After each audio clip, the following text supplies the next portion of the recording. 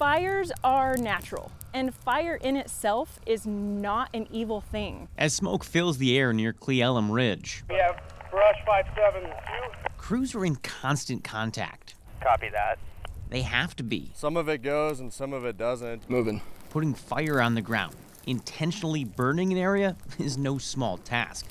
That's right, this work Firing heavy. is intentional.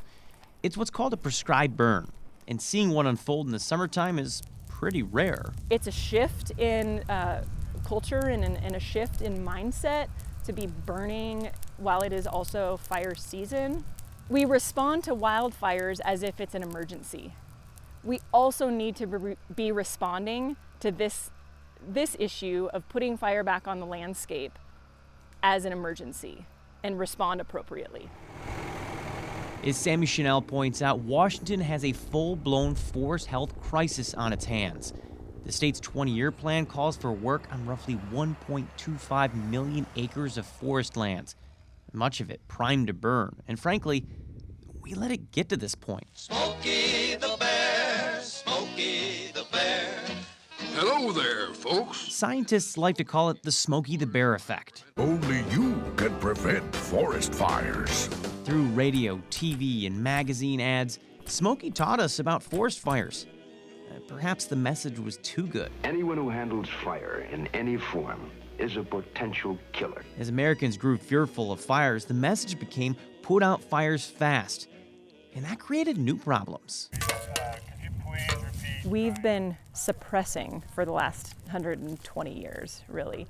The vast majority of our forests are extremely overstocked with ground fuels or surface fuels from the century of fire suppression. In the 90s, Washington saw an average of 86,000 acres burn every year. The last 10 years, the average topped 200,000.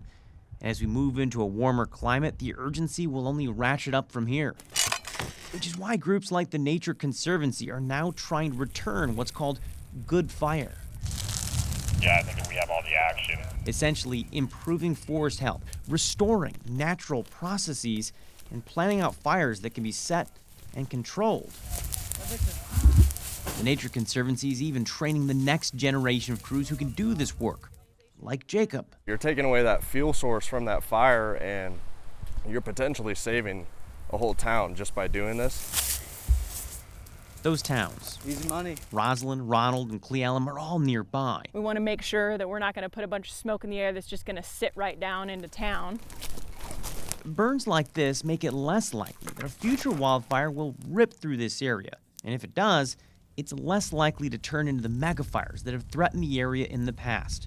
Or, at the very least, it stopped them from pumping out smoke for weeks at a time. We're trying to get the conditions of the landscape back to the pre-suppression, like heavy suppression times, so that when those natural fires do start, they're not catastrophic, they're not threatening lives and communities.